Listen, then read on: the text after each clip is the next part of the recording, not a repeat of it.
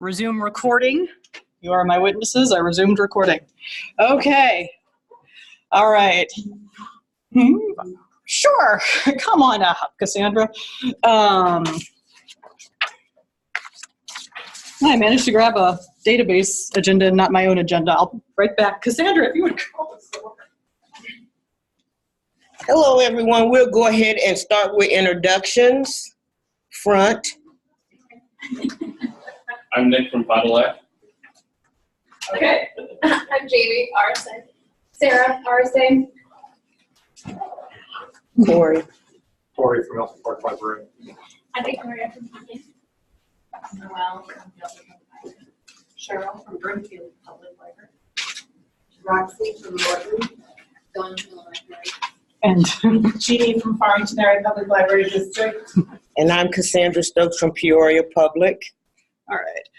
Online, we have Abby Miles, Anita Smith, Ann Reeves, Ann Turnbull, Emily Byron, Julia Cozad-Callahan, Catherine Johnson, Lisa Barker, Lisa Berry, Michelle Armbruster, and Sarah Arnold. And I think, yeah, that's everybody. So, okay, we'll go ahead and begin then. RSA staffing update. So we're going to introduce our new staff members, if you would. Yeah, come on up. Why not?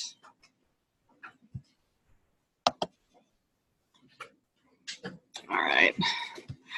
Hi, I'm Sarah Naslin. I'm the new Member Services Coordinator. And before I came here, I was the search manager from Galesburg Public for about 6 years. Hi. I'm Jamie Buckman. I'm the new user experience coordinator here.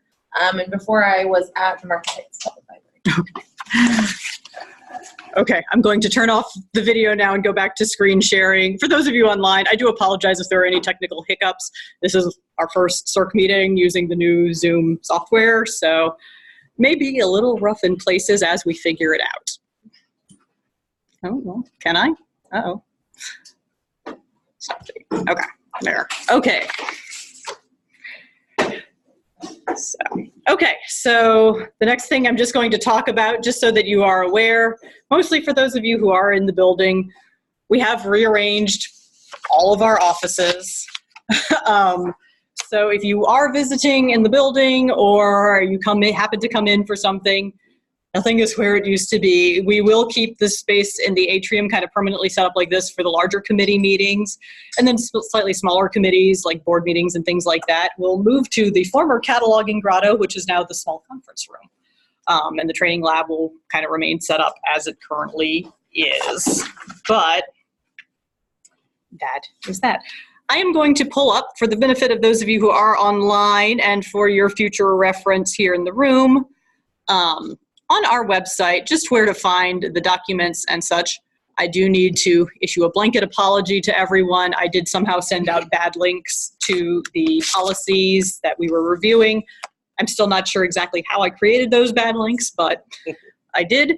But the minutes will be on our homepage in the support site navigation. We do have the board committees and groups, and we have the circulation committee. And then if you scroll down, you will see the agendas. That's November, which is not what I meant to click on.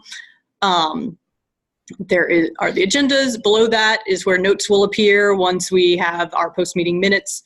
And then down at the bottom, there are documents. All of those draft policies are there under documents. And this is kind of the wording as they stand now. You're not seeing any of that. Oh dear. Okay, thank you for letting me know. Let me share. Is that better? Yes. Okay, sorry about that. To review, for those of you online, this is on our support site. In the left-hand navigation, committees, circulation committee, and then first our agendas. Below that are minutes from previous meetings, and then the documents, the draft policies are there with the current wording. And if I expect we may end up with some more wording tweaks after this meeting, I'll do what I did from the May meeting and post the minutes with any revisions in red below that. So, and if I do that, I'll send kind of a notice to the listserv that those are up there. So, Kendall, unfortunately, is not able to join us to do his strategic plan update himself because he is in a conflicting meeting. So I will do my best to kind of review what he went over in the database committee meeting this morning. As far as our staffing update, you've met our 2 new staff members. We have revised our contact list. That is also on the website, on the homepage.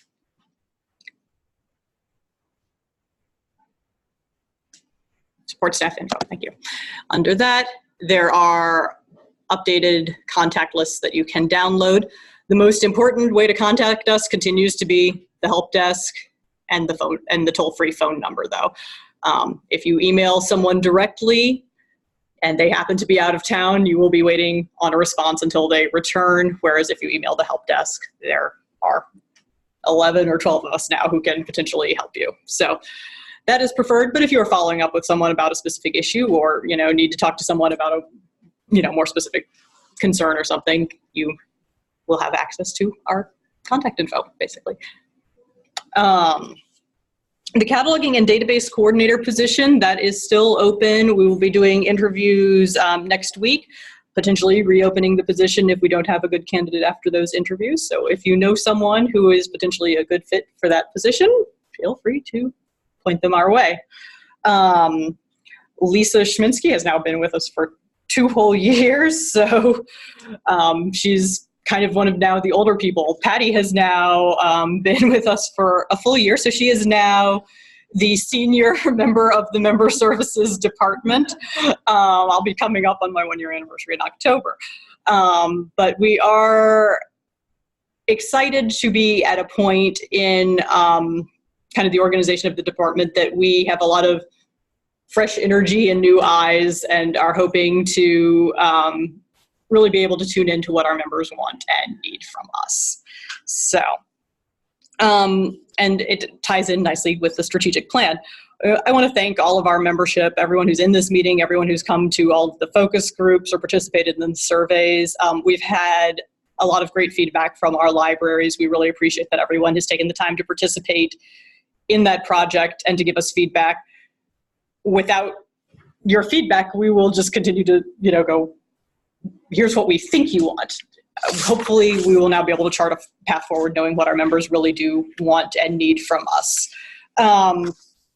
So we're feeling positive about that. There is currently a meeting related to the strategic plan going on. We are hoping that will be kind of ready for sort of unveiling, I guess, at the next user group and board meeting, which is in November.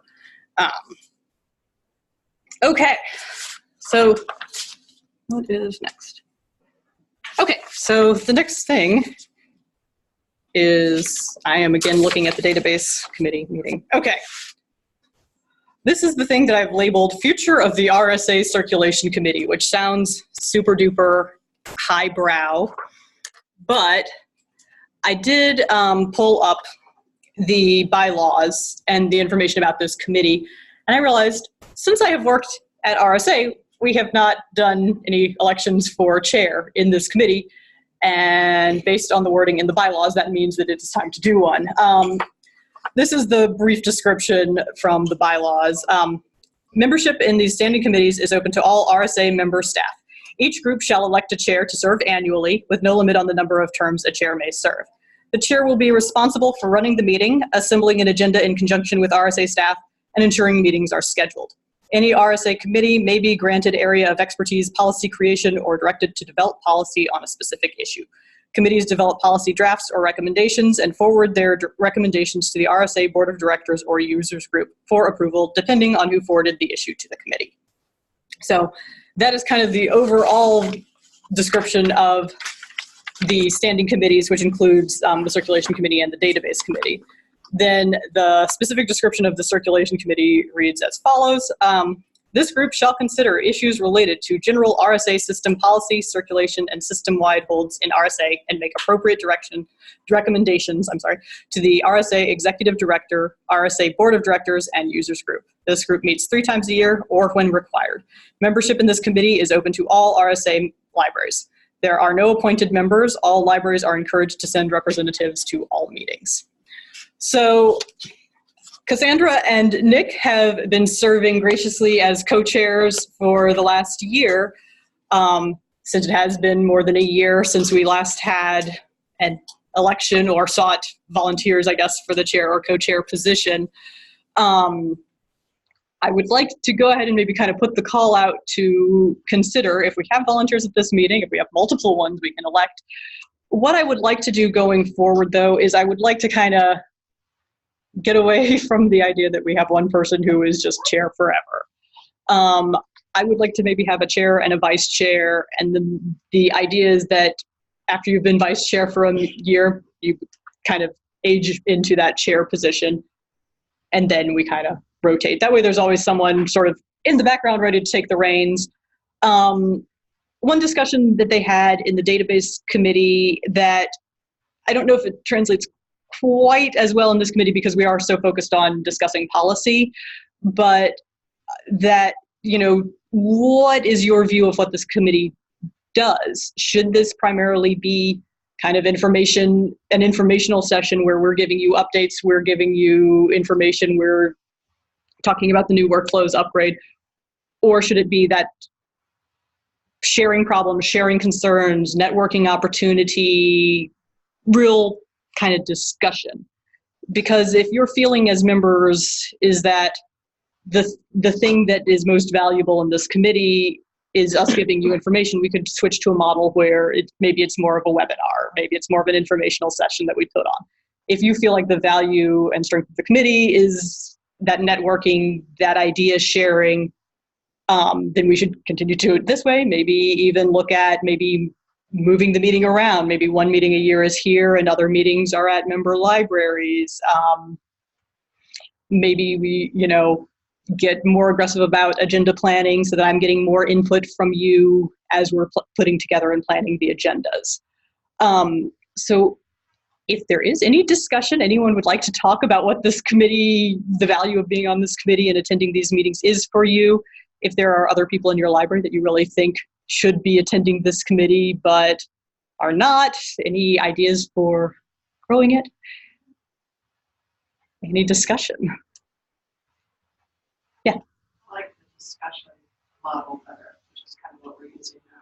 Good. I think the most valuable, stuff that I've taken away from being on the subcommittee is stuff we talked about while we were working on policy. Right. So, we still focus on doing work, but it's also extremely helpful to do some things out together.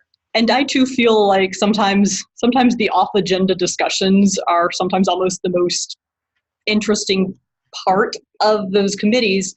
And with the subcommittee, which I'll talk about in more detail in a minute, we have a slightly smaller group, so sometimes it's easier to kind of get those discussions going.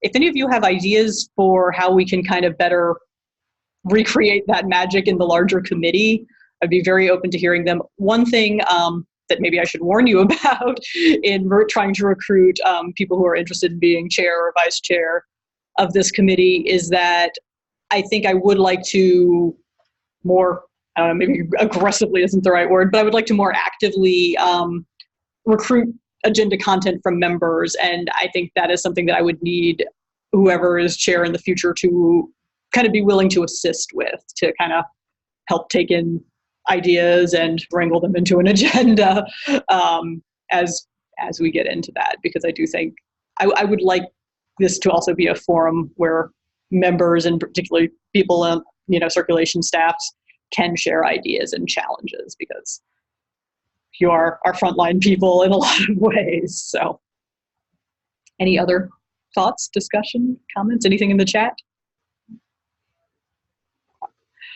All right. Well, as you know, we do also have the policy subcommittee, which is currently I don't know how many total people we have on that subcommittee. We have just lost 2 of them, or I should say, I have stolen 2 of them for my staff at RSA. A couple of people have contacted me over the last few months and been, interested in joining the subcommittee, but I would maybe like to recruit a couple more sort of regular members of that smaller committee. That meets monthly, usually on the 3rd Thursday, and we get pretty nitty gritty about those policy discussions, wording, we'll argue over commas and, specific wording. If that appeals to you, please send me an email. I will probably bring this up again at the users group meeting as well, and possibly over the listserv, just so that we get, people are aware. If you are on that subcommittee, it is ideal if you attend the full circulation committee meetings as often as you are able, so that you are, aware and engaged. I would say, people on the committee, I do kind of expect maybe a high-ish level of engagement and conversation, So if you are interested, and I will reach out to the couple of people who had specifically, contacted me earlier, but I would say, I've lost 2 people, and just with, again, circ departments being kind of front line, you do often bear the brunt of, I have to stay behind because I don't have staff, So because of some of the irregular attendance that happens with that, I'd say I'd like to maybe find 3 more people for that subcommittee. So if you are interested, please let me know. Is anyone interested who knows right now? Let's go ahead and throw your hat in the ring. Okay. Okay. And I'll send you an email then. Remind me? Victoria at Pegan. Okay. Thank you. Any volunteers from chat? Is anyone at this point, I think I may look at doing, real election selection of a chair at the January meeting, but is anyone already definitely interested? There is a question. Ooh. Michelle wants to know, are you able to attend the meetings online? If online, if you are participating, the subcommittee meetings are kind of in person only because it really does hinge on that face-to-face discussion. But if you can attend the subcommittee meetings in person but can't necessarily make it to the full CERT committee meeting, that's, and have to do that online, that's fine, or if you miss the occasional one, but yeah. Okay. Potential vice chair. All right. Okay. Cheryl, right? Sure. I knew that. I really did. No, Cheryl. Okay. And if we only get that interest, maybe we'll say if Cassandra wants to continue as chair for a year, Sarah as vice chair. We'll have a few months to think about that, and I think I'll just try to make elections annually in January. So I say elections, but I should say recruitment, I guess, maybe is a better word. Okay. So I think that is, as far as the discussion on that, does anyone have any questions or comments, or I'm way off base from what you want? Okay. All right. We'll get exciting then and get into the policies. I'm going to start with the 2 that we are kind of mostly done with, and just a review of where we left this process, because as I've commented to several people, I feel like it's been 6 months since we last met, because it has been close to 6 months since we last met. We, have been very engaged in kind of the strategic plan, and some of our meetings have focused on that more than on our circulation topics. But where we are is we have the 2 policies, let me pull the page back up. The receipt of damaged material policy and the notification and billing policy. Those, where we left them was we kind of went over them with a fairly fine-tooth comb at the last circulation committee meeting, made some wording changes at those, and then we sent them out for review and survey. And then at the last couple of policy subcommittee meetings, we kind of went over those survey results and incorporated those into the policies, which resulted in some wording tweaks to those. And at the last circulation committee meeting, we were kind of tentatively ready to forward this to the users group, is basically kind of where we had left off. So we have, I'll pull them up and kind of go over as well as I can remember the wording tweaks that we made. Sorry, incoming phone call. That clear. Can I just close that? Okay, good. We had clarified some wording. One kind of somewhat consistent concern we got in the feedback from the survey was that return library was somewhat ambiguous. So we changed that to, I believe, library where the item was returned, just to make that clearer. That was one of the big ones. We also realized at a previous committee meeting that since we had gone away from the leaving the bill on the patron account until the check is received at the item owning library and cleared, that we could eliminate a lot of the things about leave a note that the bill, that the money has been accepted, because you're accepting the money in workflows. We did add one library, had what I thought was a valid concern that with such an emphasis on consulting the owning library, that if you were in a position where you were having an item returned to you that was very, very obviously damaged, that and a patron who just wants to resolve the bill, then that it seems maybe excessively burdensome to have to contact the item owning library, that we should maybe make some provision for making that decision right then. So the phrasing we settled on for that was, this is in the situation of an item damaged by patron, was call the item owning library to discuss the damage and determine the next step. If the library where the item was returned is not the checkout or the owning library, that library will contact the item owning library. If a patron wishes to resolve the issue immediately and the damage is unambiguous, the library where the item was returned may elect to apply the bill without consulting the owning library. Bear in mind that it may be to the patron's benefit to contact the owning library. So basically, if you're just billing the whole amount, patron wants to pay the whole amount, you're sure the item is no longer going to be wanted, go for it. But bear in mind that maybe you could have talked to the owning library and they might have said, oh, I was about to weed that anyway, is kind of the gist of it. That maybe they would have been willing to make a deal and you've closed that door, but that if you and the patron are just like, let's just clear it up, go for it. You don't necessarily have to wait for that permission. So that was kind of one of the bigger changes wording wise. And other than that, it was some tweaks and some things that had been caught. We did have, I will take this opportunity. It's not so much this policy, it's more another policy that feeds into this policy where this comes up. But for clarification, this policy does say several times, if the item is lost or damaged and the bill is never paid by the patron, the item owning library will absorb the item's cost. And that is something that does come up occasionally, where people are like, why is it always the item owning library that has to bear the brunt of this? What the intent of that is to say is not, we're letting patrons off the hook. It's always your problem if your item goes missing.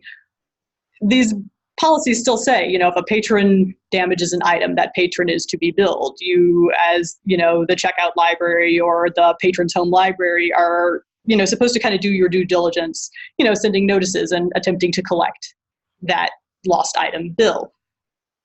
But ultimately, some patrons will never pay that bill. They will move out of the state. They will, leave the area. They will decide to stop using the library rather than take care of that.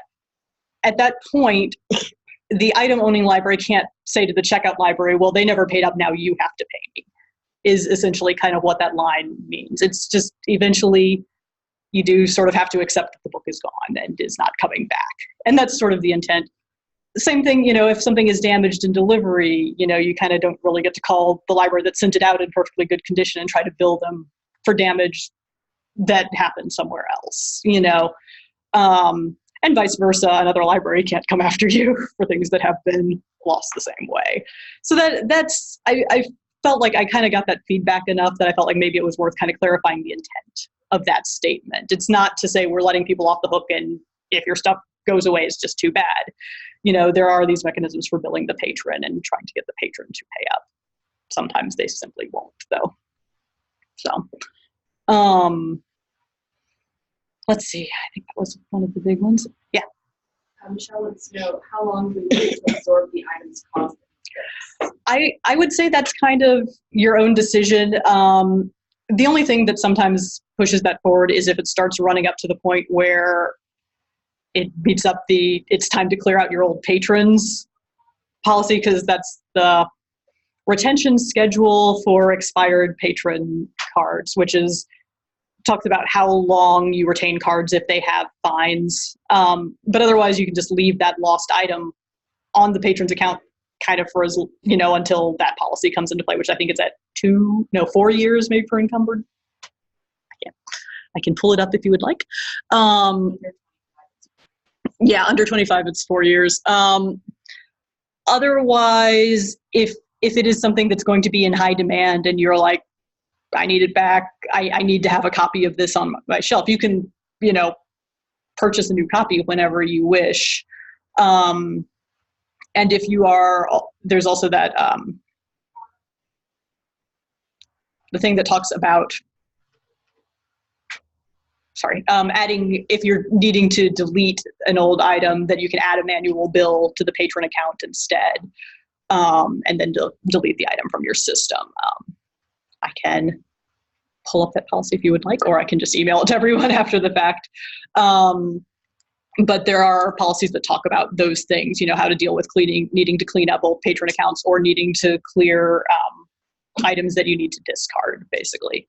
And both of those talk about kind of how to apply manual fines or resolve those lingering things on a patron card that you need to get rid of. So, knowing all of that and those discussions that went on with this policy, would you like to do any more review of the text of this policy? Do we still feel ready? The one I have up now is the receipt of damaged material policy. Oh, we did add, this is one thing we did add, the do not repair another library's items in big words. If it is damaged minorly and something that could be repaired, send it to them with a note. You don't know what repair standards might be like at another library, and the thing you think is perfectly fine taping. Yeah. To add to Michelle's original question, she wants to know, so will the library will be deleting the patron, get in touch with the library that the patron owes money to and tell them they are doing it because it's been 4 years? I believe so. I believe the policy is worded that they are supposed to. Let me pull up. I can't see. Let me pull up another window with that.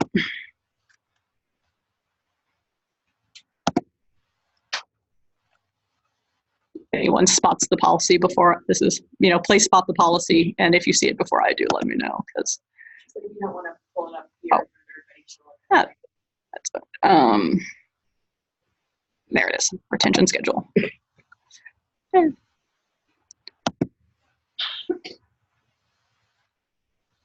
Yeah, lost items. If the lost items are owned by another library, contact the item owning library to promptly remove the lost items from the patron's account. Patron's home library will then delete the expired card. So as we say on a lot of policies, communication between member libraries is of the utmost importance. So.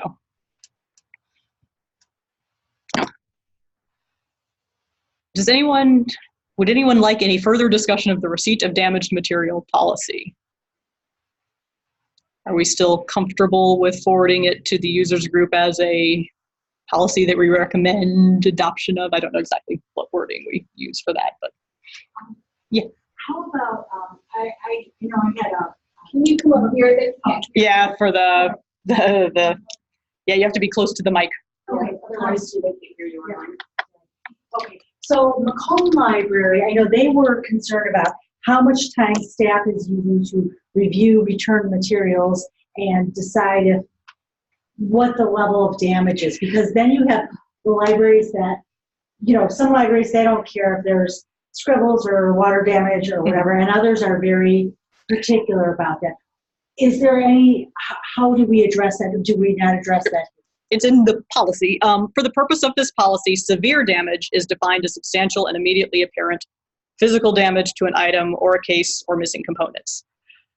If you have damage that's more ambiguous, I think that's where you get into your add a cert note.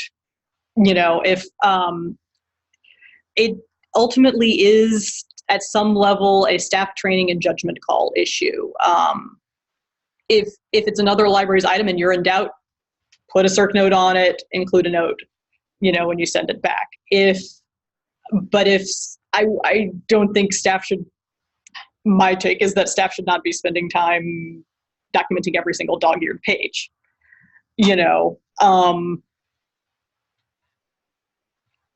at the end of the day, if there are provisions in the policy for if you receive an item with damage and it's not noted, contact the library that sent it to you and said, hey, what's up? And there's going to be things that are going to be missed no matter what. And, but I'd say if you're in doubt about the damage, that's why I wouldn't go ahead and apply the bill if you're in doubt, and I think that's when we talk about going ahead and applying the bill without consulting the owning library, that maybe it's worth having that conversation with the owning library to ensure, yes, this is something you really do want to bill for. I don't know. Thank you.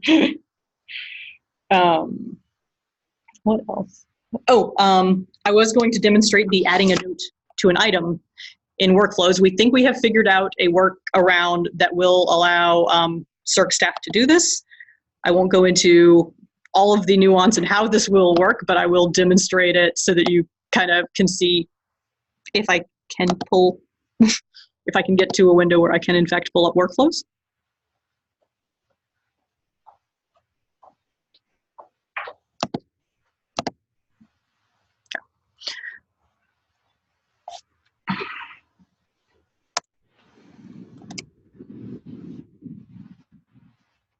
Okay.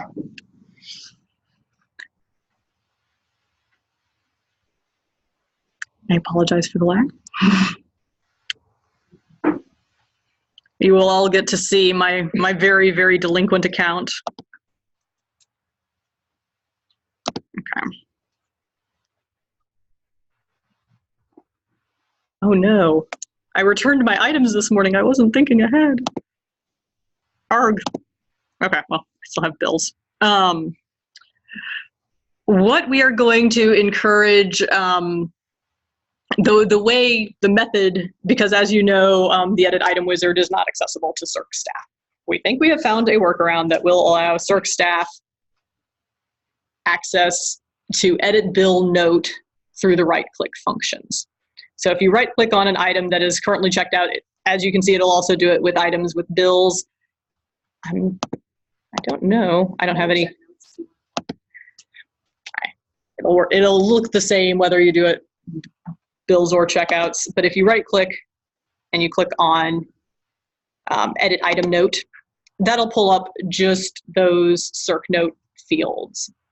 We are also considering adding a note field that's just for damage, which I'm hoping that, for libraries that are a little reluctant to have, notes going everywhere, if we have it under a specific, this field is for noting damage, and that is what this is for, you can add that damage note.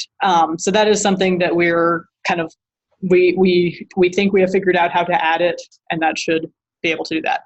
So, CERC staff, you won't be seeing that Edit Item Wizard, but you can get to the notes fields this way. So this is not something that is currently available to CERC logins, but we do think we have found a workaround that will work and will ultimately allow CERC staff to do edit item notes. So just so that you are aware. And then notes, as always, oh, it should be all caps.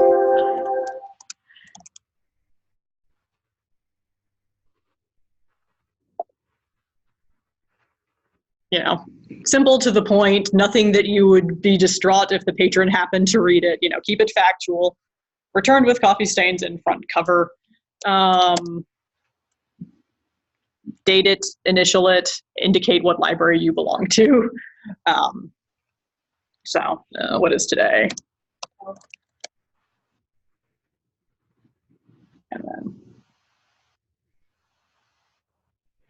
And the Peoria Public Library Lincoln branch can wonder what on earth I'm doing with my books. Okay. So, and that will allow you to add notes to other libraries' materials. So that way you can note, you know, this was returned at this location with this damage. So any questions about that? More information and cheat sheets and stuff will be coming with that, you know, assuming we decide to go ahead with our plot for how we plan to access that. But that is kind of the plan for now. Any other questions? All right. Okay, so that is the receipt of damaged materials policy. Should we do a vote? Yeah. Okay. I don't know. Do we have a motion to recommend that to the users group? Okay, moved by Cheryl. Do we have a second? Seconded by Roxy. All right. All right. So we will recommend that at the next users group meeting. No, I don't need my reminders. Goodness, okay. This is fun. All right. Now,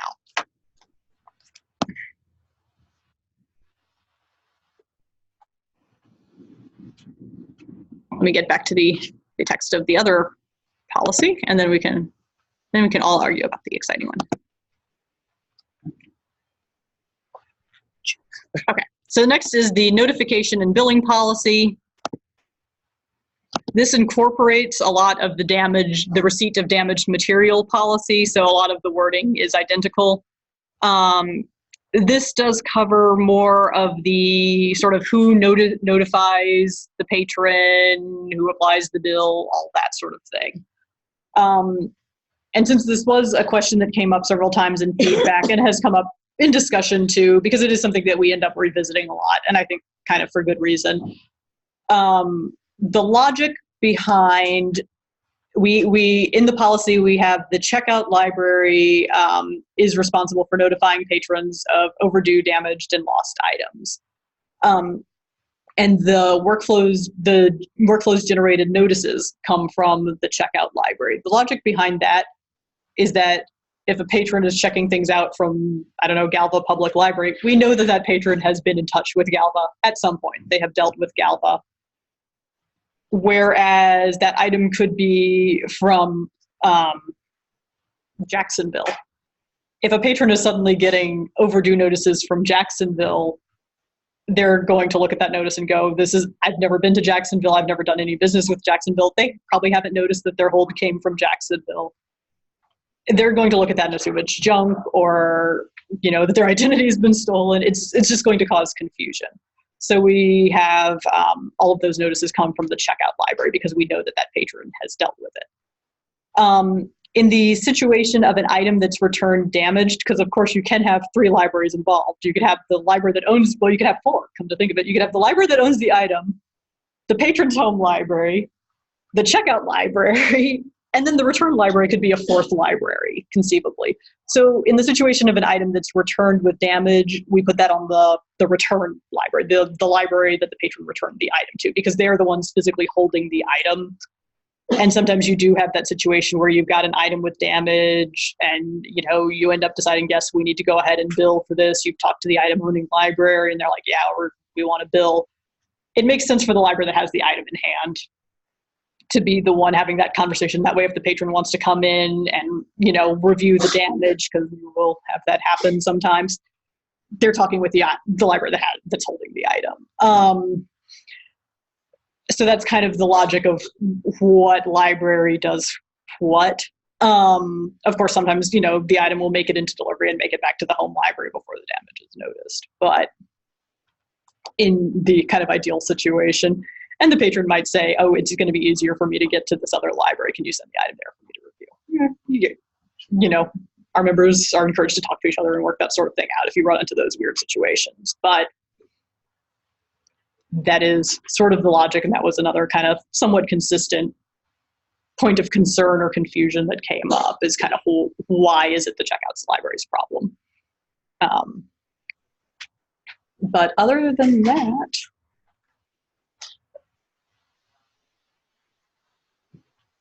we did kind of specify the steps to take if you receive, say, a damaged item in transit for a hold, how to handle that. If the damage is, severe enough that you don't feel good about checking it out to the patron, return it to the item owning library through delivery, check it out to their D1500 number so that it's, so that the hold can move on to another item, basically.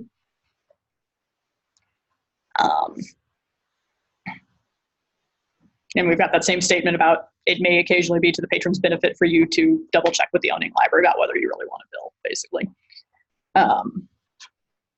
And again, the item owning library does have the, kind of final call of, yes, I do want to bill for this. You may be looking at the copy standing going, that's still usable. If the library that owns it says, no, I'm sorry, we do want to collect for that. That is kind of their call and all of that.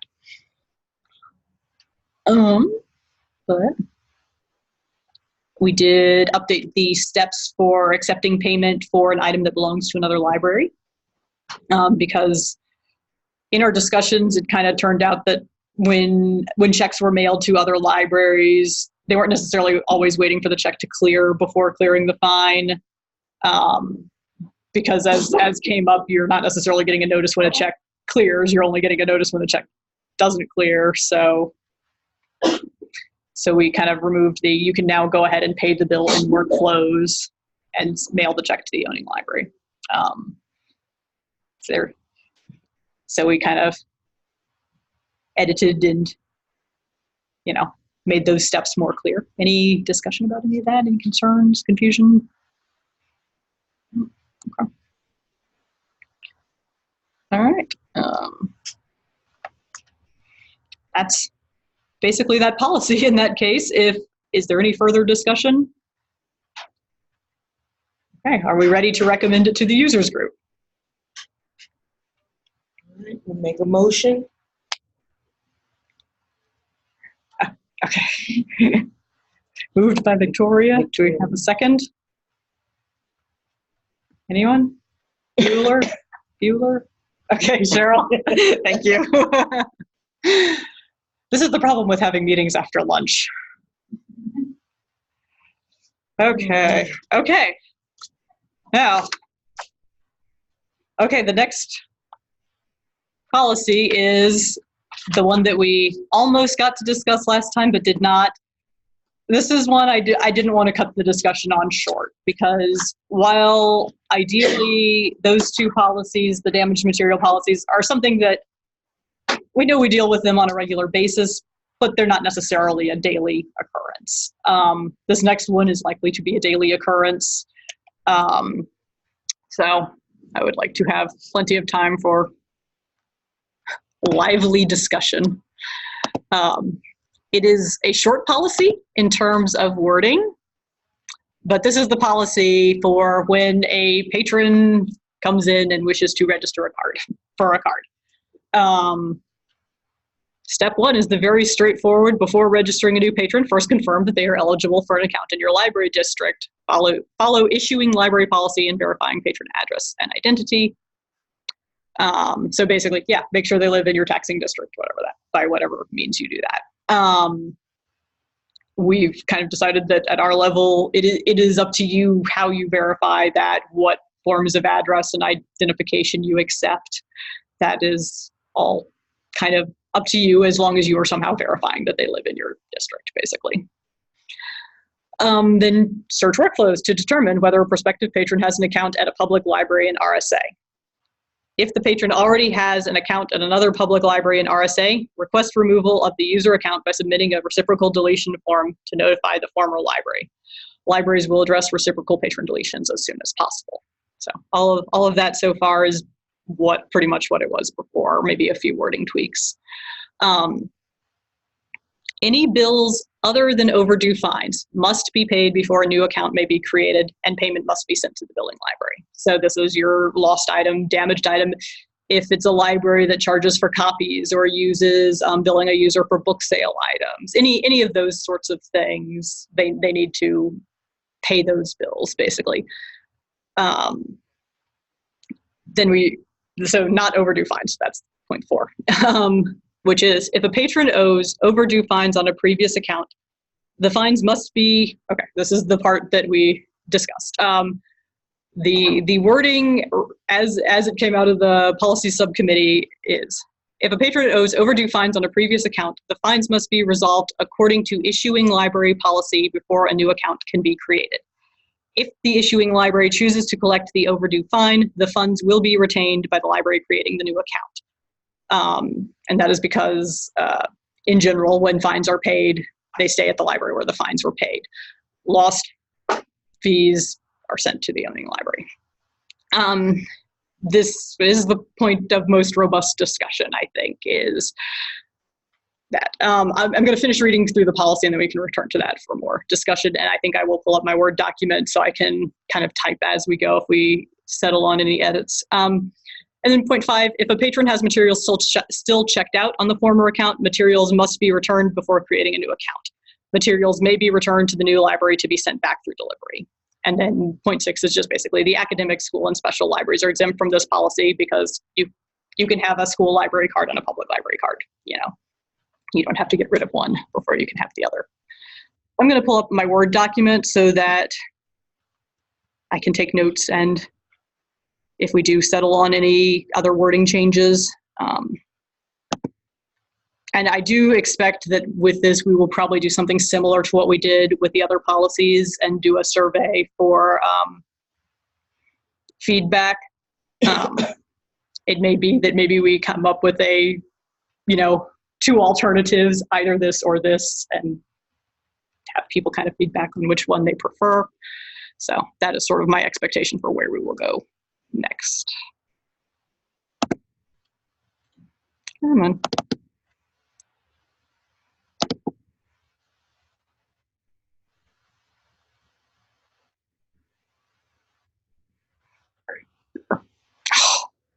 So many folders deep and I picked the wrong folder. Hey, maybe it's in, when did we talk about this? There we go, okay. Oh no, okay. Never mind, maybe I won't make you watch while I take notes.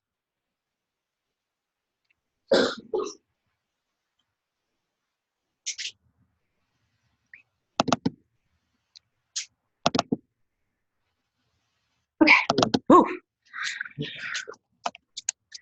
So,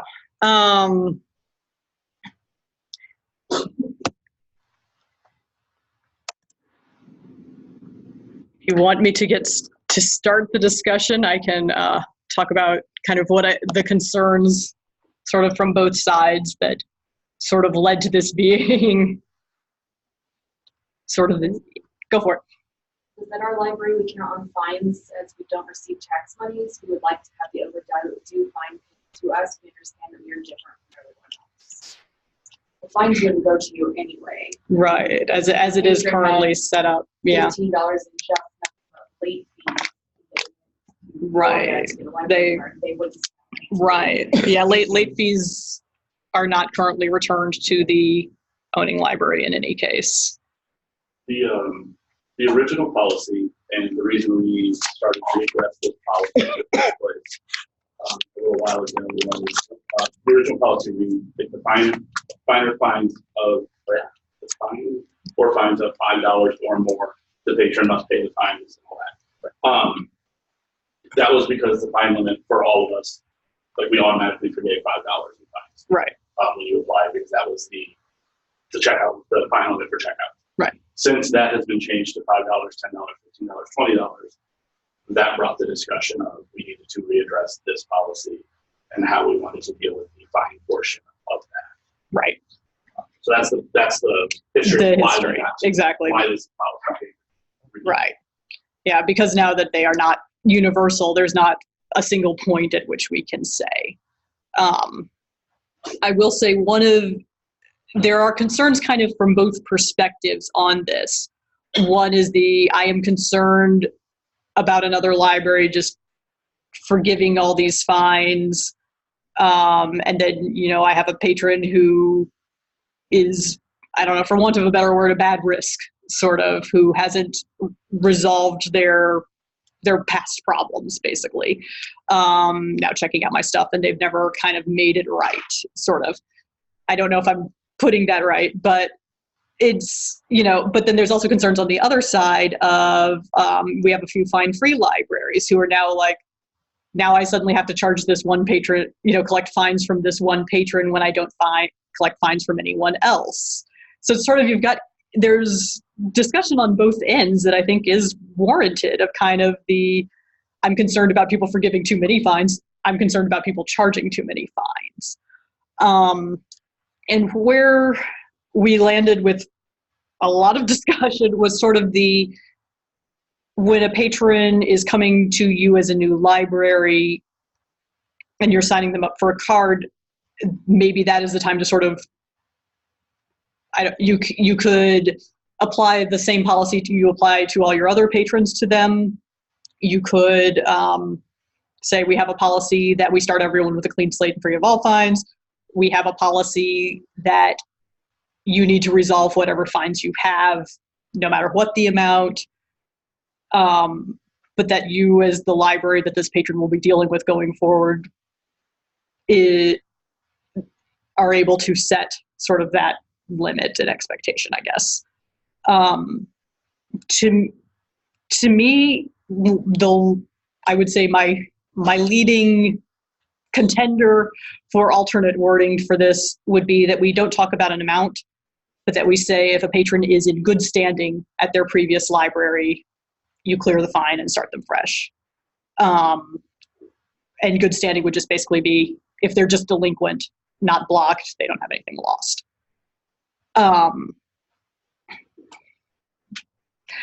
Discuss. But yes. What if they are blocked just solely on overdue?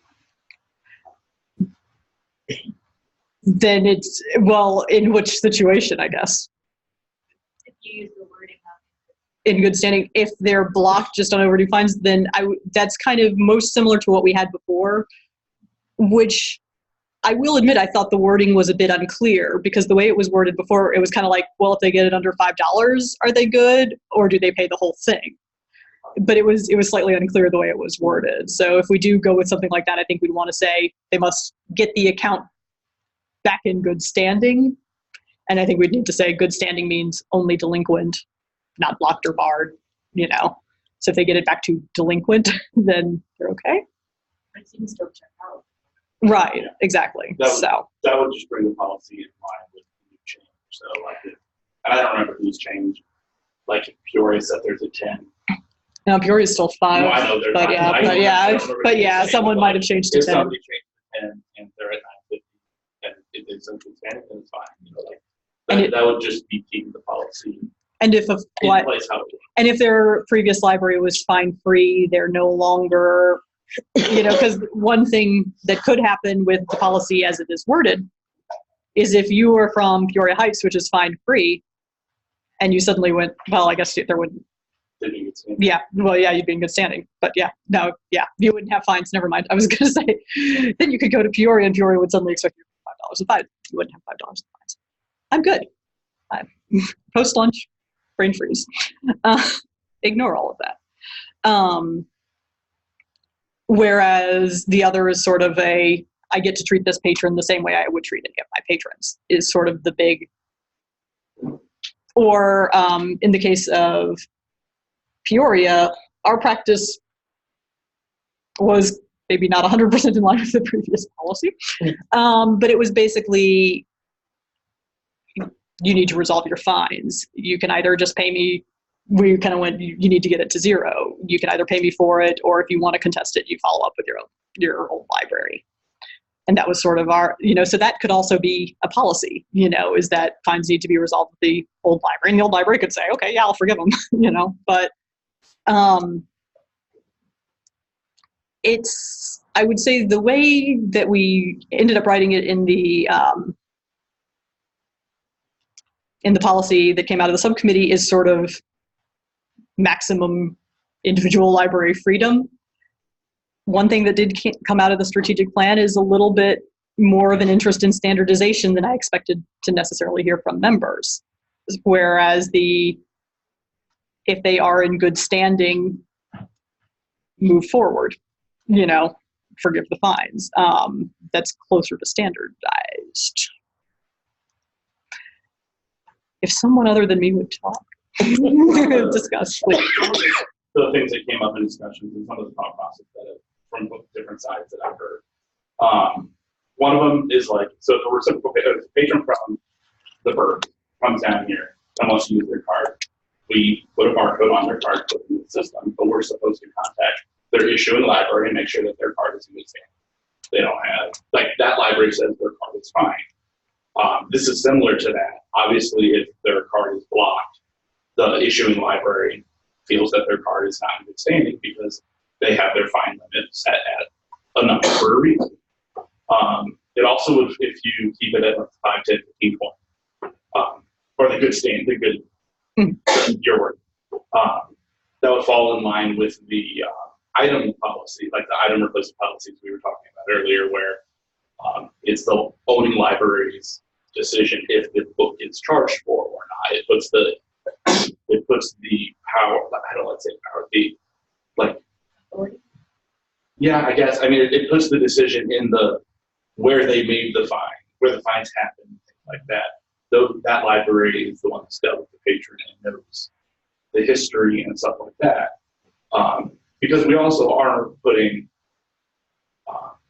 in some libraries it's not the same, but in this area, people go to every library all the time. So you're putting a lot of people's collections at risk if you forgive $300 of overdue fines on a person's card and let them check out.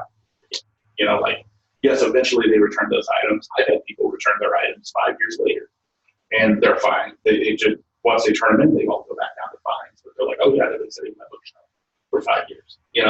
So there are some, those are some of the theories about why to go with, to keep it how it was and do the trial.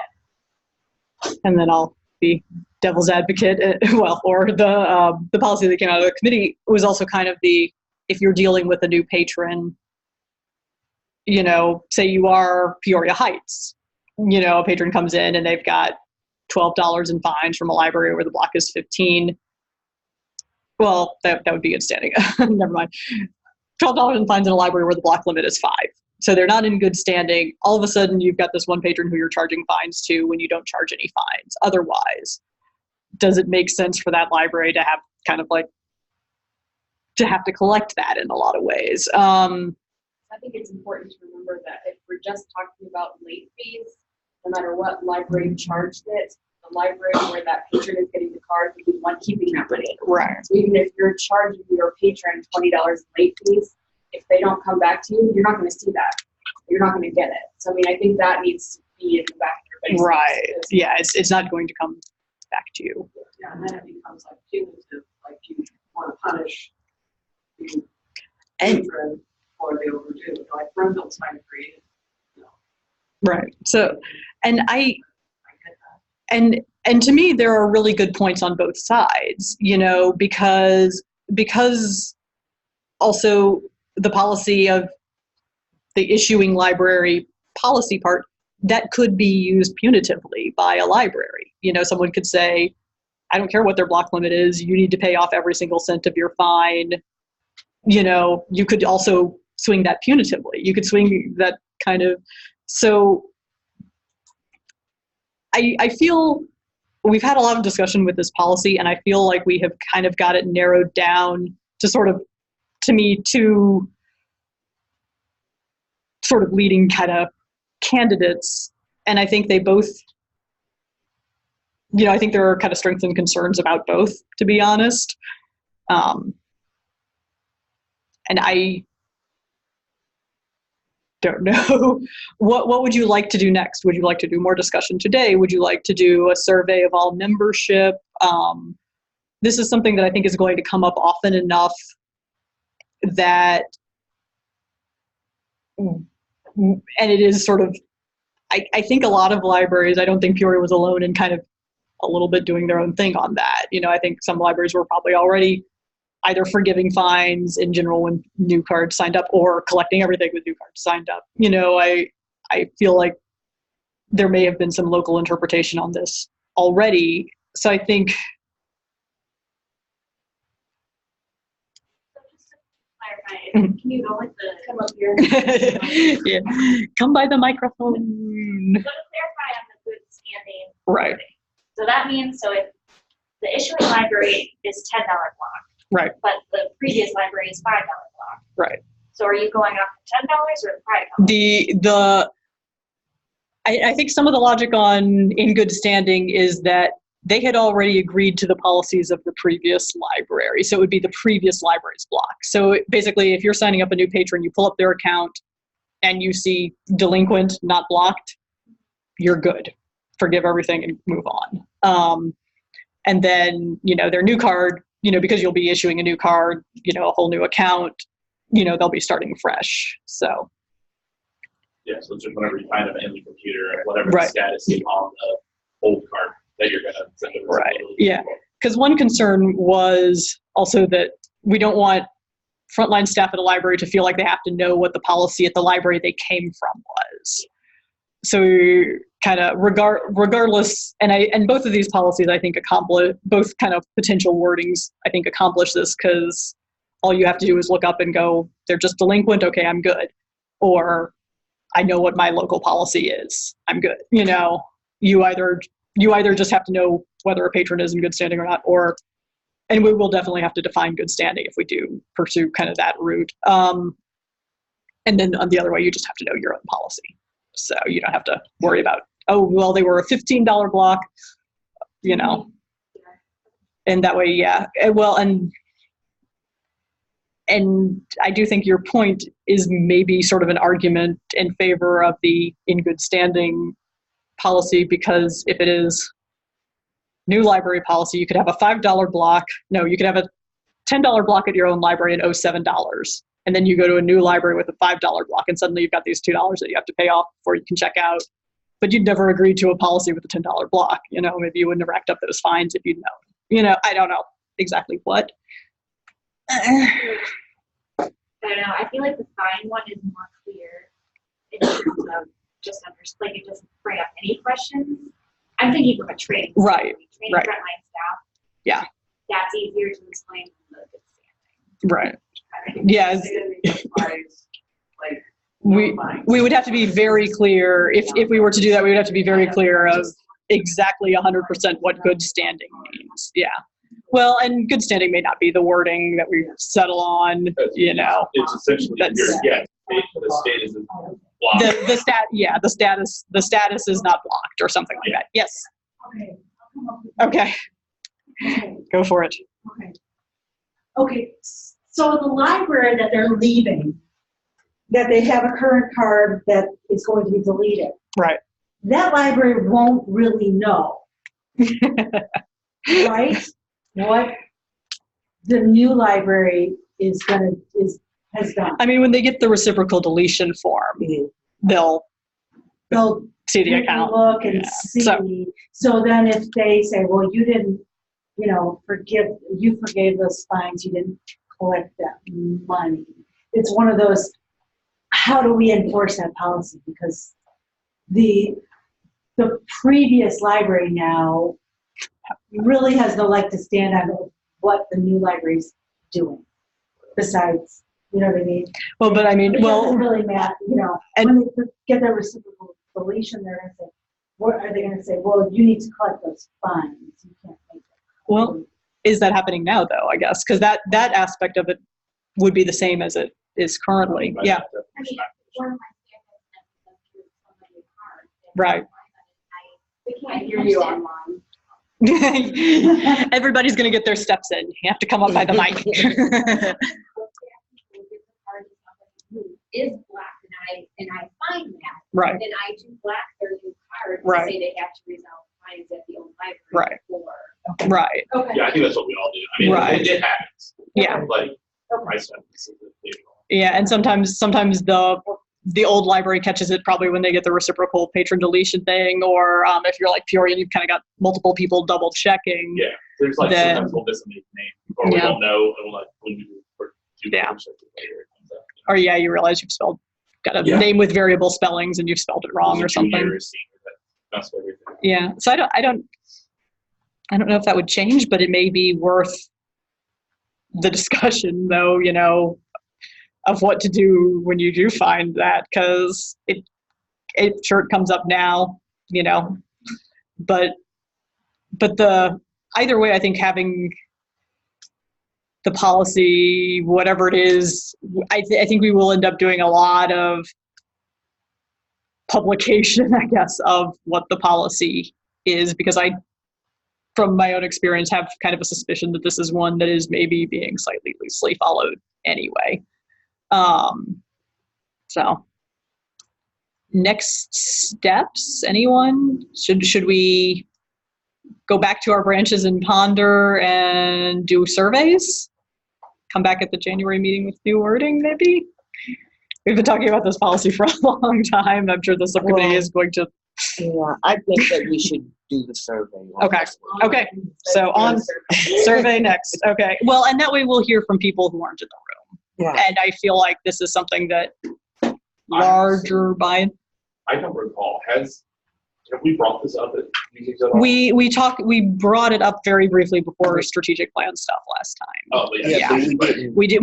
We haven't had a chance to discuss it in users groups. So maybe we'll do a survey and try to discuss maybe the results of that. Are you comfortable with talking about it as if we have these two options? I mean, And what are the options? the wording here is, if a patron owes overdue fines on a previous account, the fines must be resolved according to issuing library policy before a new account can be created. If the issuing library chooses to collect the overdue fine, the funds will be retained by the library creating the new account. So that's option one. Or wording may need tweaking to clarify what we mean by in good standing. But if a patron owes overdue fines on a previous account, but the fines are below the library's blocked limit, they are delinquent, not blocked. They are in either delinquent or in good standing, however we end up wanting to phrase that. Do you have the old policy to hand by chance? Yeah. Okay. I'm going to steal the wording from the old policy and replace, basically we would have the old policy but replaced $5 block limit with in good standing, which was basically that you wipe those fines under that limit and move forward. Yeah, the old policy says if the fine or fines of $5, if the fine or fines of $5 or more, patrons must pay fines/fines owed before the new library card is issued. Any fines paid may be kept by the issuing library, academic schools, and special arts. With the old wording. Okay. Yeah. So yeah, if the fines are under $5, remove the fines. Move forward, basically. Yeah. All right. Come up. I'm coming up. Please. This is coming off the discussion that's there. Okay. If we are going with the policy as that, would we then pay off the fines before we sent the reciprocal deletion so that the other library knew it and then Knows. resolve? Because Yeah. what she's saying is you wouldn't necessarily know No. Yeah. what my block is. And you wouldn't know whether the new library had just missed the old account or whether they were okay with the status on the old account. I would say that if we wanted to go with this wording, then we would probably want to maybe adjust slightly the reciprocal deletion form to maybe include the, yes, I've seen these fines and you're good to, remove this card, I guess. I think that might be the easiest way, though, would be that when you're sending the reciprocal deletion, you somehow indicate that you're aware of those fines and are game.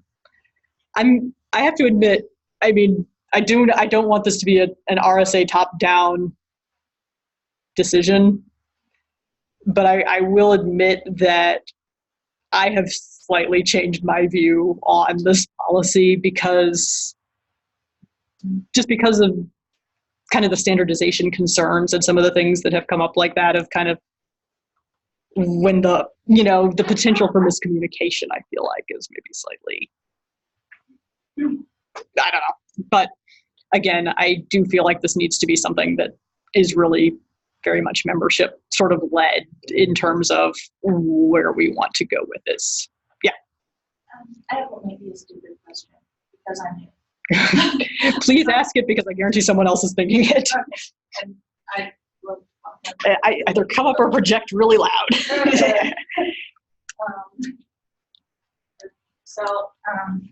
I'm new at the district manager at Washington. When somebody's doing a reciprocal deletion, would they they would have access, they'd be able to look at like notes that were attached to a patron's card, right? So right. Would it be silly to communicate via that way? Yeah, a note would be just as viable a way to do that as the reciprocal deletion of sort of, we may even want to come up fines reviewed at new library this date or something, maybe come up with some simple wording to indicate I saw these fines, I'm good. I don't know. I don't know if they take Or so that the library that has it is like, okay, I know that you are aware, they kind of maybe a warning too. Although. Well, and that is one thing that kind of came up in this discussion because we have in previous probably years, I'm sure, had the discussion of when a patron signs up for a new card, should we keep the old account and just, change the library and barcode number because then you still have that fine history.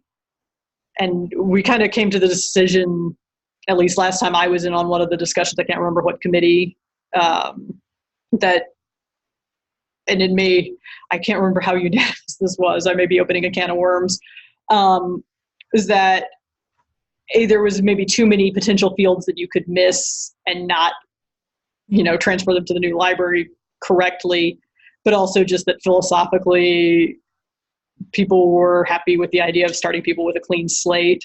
It's and nice of the new library to have a positive interaction with a person and signing up for a new card. Right.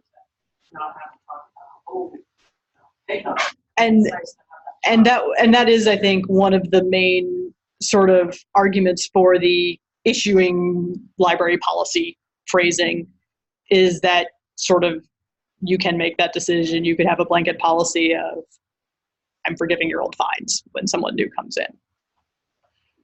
So, well, I feel like everyone probably has a lot to think about. And one reason that I also don't want to rush, even if everyone is like, I'm 100% on board with this wording,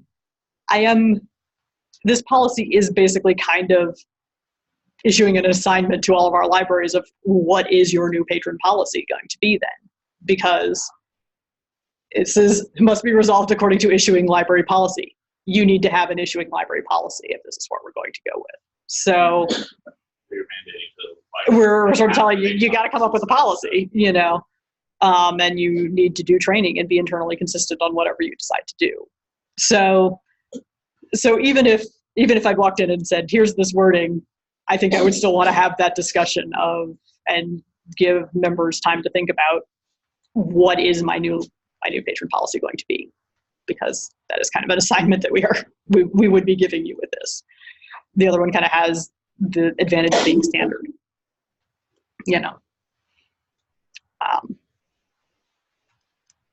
Okay, so next step is survey, basically, though. Regardless, does anyone have I don't want to open this can of worms. Does anyone have a third alternative wording or something? I mean, I guess the other alternative would be we could just set a blanket amount. We could set a blanket, everybody has to pay up. We could set a blanket, everybody gets forgiven, would be the other options. We'll leave it at 5 if you want to. I mean, yeah, we could, you know, keep the old policy even though people's fine blocks are no longer $5. So,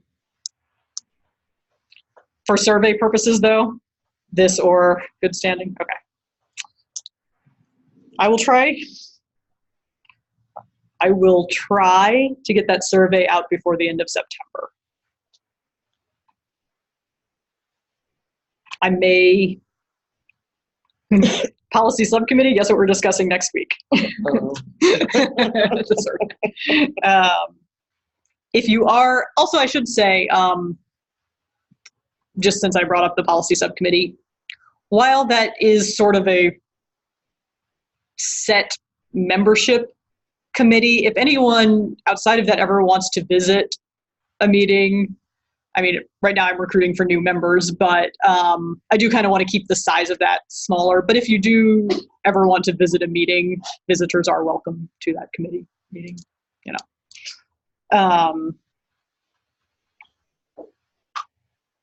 Okay, let me just write down my note here. I don't know, and I think well, no, I do know. I can find it. It's somewhere weird. As part of the strategic plan, you'll all be happy to know that we will be reviewing our website. Sorry about new patron policy out by end of September. Discuss in subcommittee. Okay. And reading the bylaws, it does look like I can call an extra meeting of this committee if I ever want to. So if, you know, stay tuned. Let me just round you up and be like, you know, if it seems like maybe we can move forward, you know, if the survey results are super obviously tending toward one or the other, and I were to call a intermediate meeting or maybe an online meeting to review a new wording and see if we want to bring it to next users group, would be why I would do that if I were to do such a thing. But, yeah. All right, let me see if I can find that reciprocal deletion. I think, and I think we did find that there is a new version of the reciprocal deletion form that maybe never finished. Yeah, there's this draft of a new version that I think never made it out of the committee, possibly. So hey, let's review this draft of the new of the reciprocal patron deletion form and get approval, and then I can put it on the website. And I think the main difference was that we said mail or fax to former library or email to former library's RSA Gmail account. I think that was the big difference between the version, this draft and the version that is on the website. Was I think it has more instructions about that it is okay to return to send it to the other library through any of those means. I've gone off the agenda. I'm sorry, but does anyone have any problems with the reciprocal patron deletion form as it stands? Would we like to call an impromptu vote to bring this to users group and make sure it's officially approved? This is the draft. Yeah, I'll pull up the current approved version. Let me see, or watch it be the same. No, it is the same. Collected.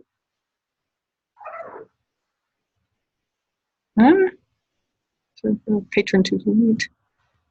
I don't know. All right, the other is previous card collected, yes or no, versus we don't care whether the previous card was collected. But this is not the ver. I thought we heard a spot that said, do they have fines over $5 or not on it? Maybe that's just my internal. Well, maybe that was something that had changed.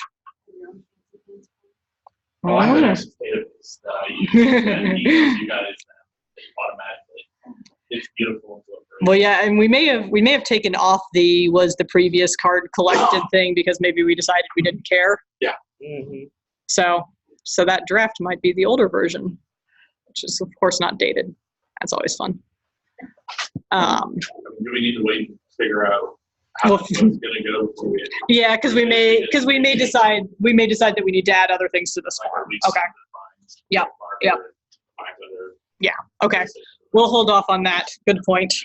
We might decide we want to add other things. Okay. So I will close out that part of the discussion then. Other big announcement is an update on Flanagan. They are going live with circulation on Monday. We were originally going to do it tomorrow, but the director couldn't be there that day, so we're going to do it Monday. I like the idea of them going live at the beginning of the week anyway. So just be aware, they are now circulating to their patrons. They're should be. I think they've got pretty much all of their patrons entered, other than a few stragglers. So those of you who are near at hand to Flanagan, you may start seeing more of their patrons and such, and they are online and everything. We'll probably be scheduling their holds training for a couple of weeks out after that. So soon you may start seeing holds for Flanagan. Of course, their patrons can already go into other libraries and place holds, so you may already occasionally be seeing holds at the pickup location of Flanagan. I know there have also been times that Flanagan patrons have checked things out from them under their old system and returned them to other libraries, so those should be no longer hanging out in transit status weirdly anymore, if that does come up. But just so that you are all aware, expect to see more things to and from Flanagan in the near future. We also have some upcoming events. I want to thank all of the libraries that volunteered to host trainings. We had a really good response from that. We had more libraries volunteer to host trainings than I had trainings to host. So I really appreciate everybody being willing to share their spaces. Those events are all on L2 with notes of, where they will be held. So if you do have new staff who needs training, there may now be one closer to you. Basically, we'll be probably putting out a call for volunteers for the spring. Later this fall, November, December, maybe I'll put out a call for hosts for trainings beginning next year. So if you did want to host, let me know. Basically, we'll probably have more forms and such for that in the future. So now that we know that it is something our members are willing to do. On a related note, if you would like to host a Subcommittee meeting, let me know. If you have enough space to accommodate a group this size, I would be willing to consider doing a meeting off-site. Might get some different people in. As always, if there are people at your library or near at hand or in your networking groups who you think would be good additions to this group, please encourage them to come. And invite them to lunch with you beforehand and then come here and have dessert and coffee. All of that. The next users group is November 7th. So put that on your calendar because we will probably, if the users group suddenly has questions about the notification and billing policy and the receipt of damaged material policy, the more of you who are there for, the discussion, who can talk about kind of where those came from and what the concerns were, the better. I don't know. Other than that, we have a little bit of extra time. I would like to, this is something that I have wanted to do on a committee meeting for a while, but haven't had room on the agenda. So I did put a section on the agenda for if you have any special projects, initiatives you're doing at your library, upcoming programs you're excited about. If you want to tell us how your summer reading was awesome or a disaster that you will never repeat and would like to share anything like that, I would like to open the floor to you to give you time to talk about that. if you want. If you do want to, please come up and stand near the mic. No one's jumping out of their seat. Everybody's hiding. Roxy, come up. Thank you. You can expect me to try to put you on the spot like this more in the future, because like we were saying, that discussion of those things is often really helpful. Okay, well, ours is happening right now this week because it's Martin and it's Pumpkin Festival. And this is our 3rd year being in the info tent, and it has absolutely been a perfect marriage for us. You know, we've done the merchants tent, we've done the parade, but this is what do libraries do best? Information. So we are the information tent. We try to gather as much information as possible and let people know that if they want to know where a ride is, how much something is, or anything that's going on. And it has really just been fun to work with. It gets us out in the community, gets us to help the community. We are, part of the community, and we're thoroughly enjoying it. We're a little crazy, but it's lots of fun. Cool. Especially this heat. So we're hoping for Friday and Saturday cooler, but it's been great. I'll look for you on Saturday.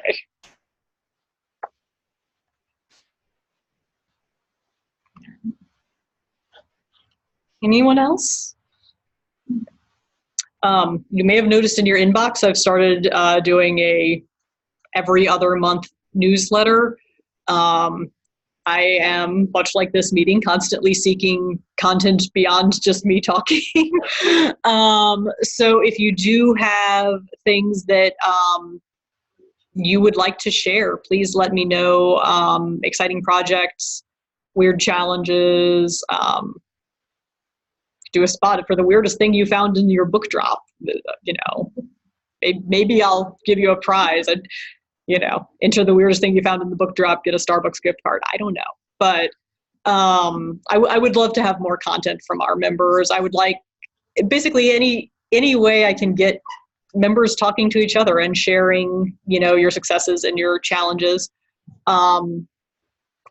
We can't know if you don't tell us, but we, through Kendall, we do have a good line to Cersei Dynex. If there are things that are consistent challenges in workflows, if we know about it, there may sometimes be solutions, or, we have a wealth of circulation experience in the member services department right now from libraries of various sizes, various roles. If you have some challenge and want to talk through it with someone who's maybe been in a similar position, give us a call.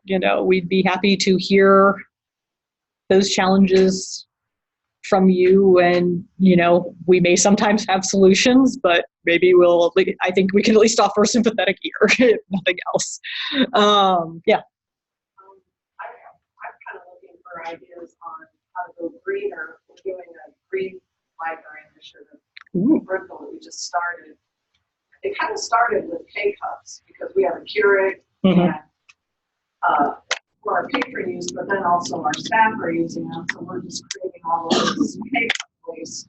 And library, we pay for the recycling bin for the community that's at our library, and then there's also on the Kickapoo side. I feel like we need to practice what we preach when we're using like plastic bags for patrons' large checkouts, and we're trying to switch over to like recycled paper bags, but then they're kind of expensive too. So then we were talking about cloth bags, like that have the library logo, or that, buying blank ones that the kids can decorate, or, trying to encourage that.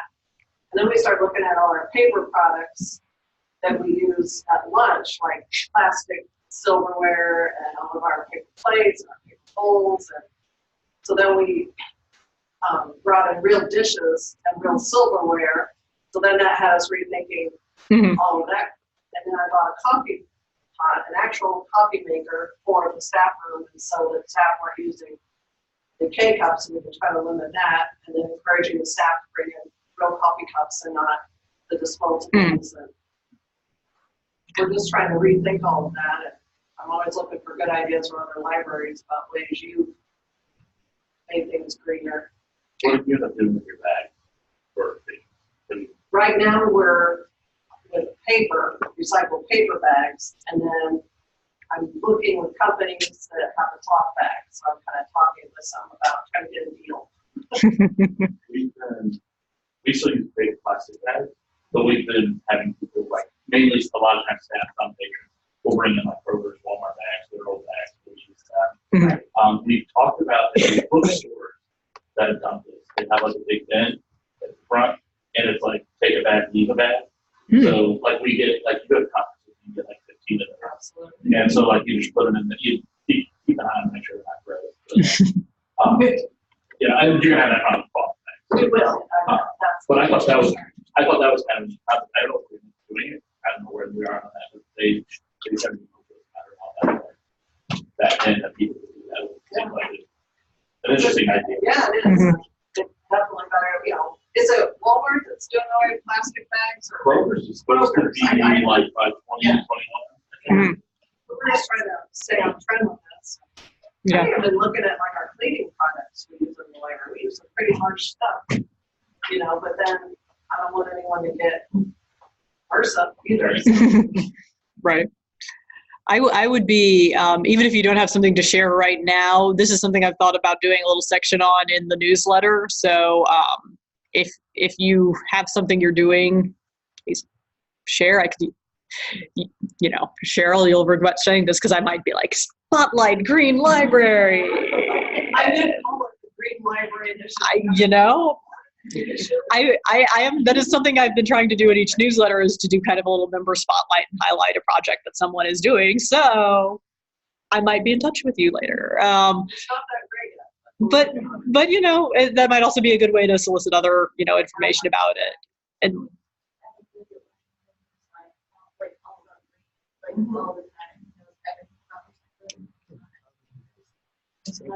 Absolutely, I love that. Terry's in over she got it from. That'd be great. Thank you. Cool. See, this is what I want. And More Cheryl, of we have the eco-friendly bags that we sell at the library, so I'll get the info for you. Like some vendors. Yeah. Because you could probably sell, like, you could have some that are like, I don't know, reuse these, you know, take them, but you could also sell fresh, shiny new ones for fundraiser too, you know. There's some libraries that will circle bags. Yeah, that's true. I wanted to do that for a while, but we were kind of curious about it. Does any, yeah. If anyone has circed bags, anyone online as well, if you've ever tried something like that. I saw it. Yeah, that could be interesting. They serve up there. Might be that might be a good question for the director's listserv. I'll ask for y'all. You have to wash them and all that stuff occasionally. I will ask the director's listserv if anyone has had experience with circulating reusable bags. We were talking about real coffee cups at the patron station, but we don't have a dishwasher. Right. So then we run into sanitizing them. That might be a good question. I'll send that to the director's listserv. I'll ask like specifically about circulating reusable bags, but maybe also just more generally about green initiatives. Yeah. Marvel does use this bag. And you do launder them. Okay. We do have a washer and dryer there. Okay. Cool. Well, was it Peabody that circulated the DVDs and the zipper bags? Don't. Don't bring it up. Flashbacks.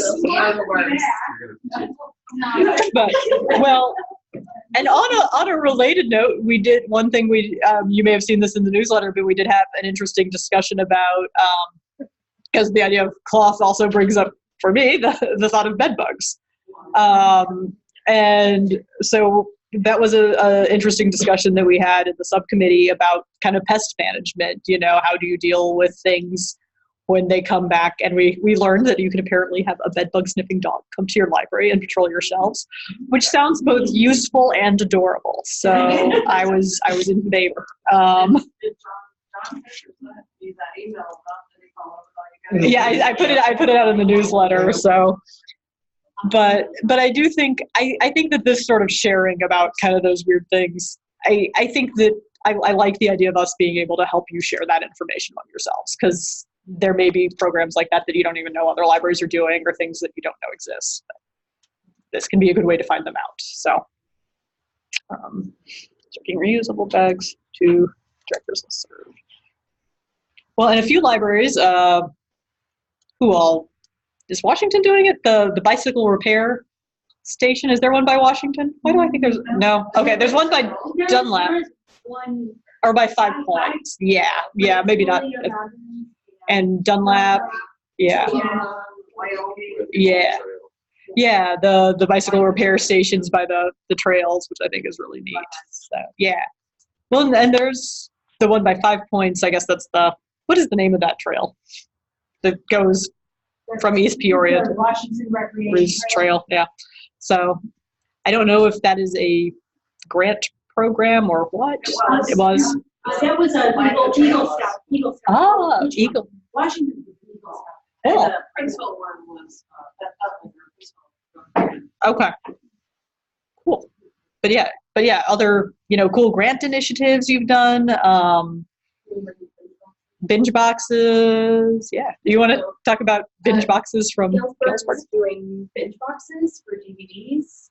So when I was there, I just kind of Googled it and then cold called a bunch of libraries. Like I talked to some librarians in Texas and some in Vermont and places like that, and got some ideas, and they sent me some sticker things, and we just bought 10-inch art bins. And then I pilfered donations and looked through our collection for anything we had duplicates of or things that weren't circulating well. And then we just kind of made curated collections. So some of them are full TV series runs. Like we have one that's nothing but it's all of Outlander, all of Game of Thrones, all of Downton Abbey.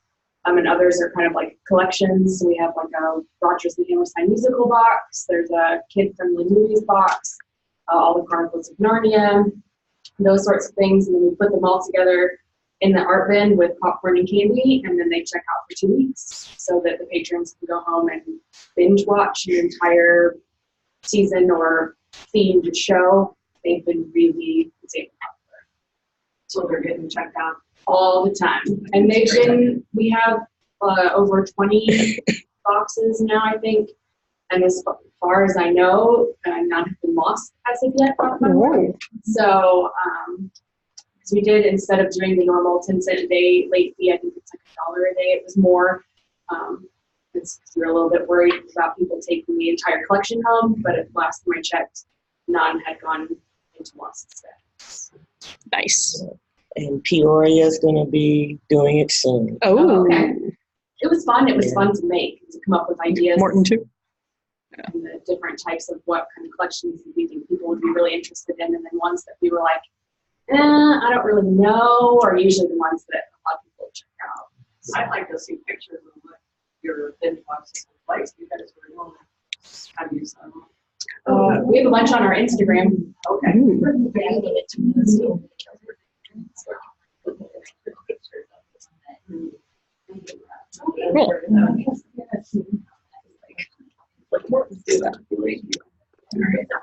Does anyone have any other projects you would like to share?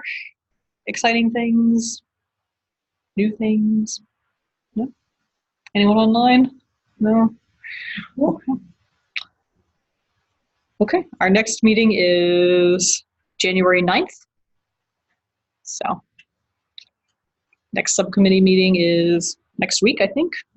Yeah, so I'll get in touch with those of you who expressed interest, and whoever, Maria? I don't know, and whoever it was who'd emailed me, and kind of send you a invitation to at least, if you are available next Thursday and want to come, as sort of, I guess we'll probably just adopt you, and just so you know, since I have stolen 2 of those committee members for my own staff, we will have Sarah serve as the liaison to the committee. And then I'll probably have Jamie and Patty sort of alternate attendance to help with note-taking. So one thing that I'm kind of hopeful about is that we'll be better about, with a couple of additional Rails or RSA staff members in that, we'll be maybe a little more proactive about taking good notes and minutes and sharing those so that, at least among the committee, for those who have had to miss meetings and such. Thank you for coming. Adjourned. Okay. Everyone online, thank you so much for coming. We appreciate your participation and attendance.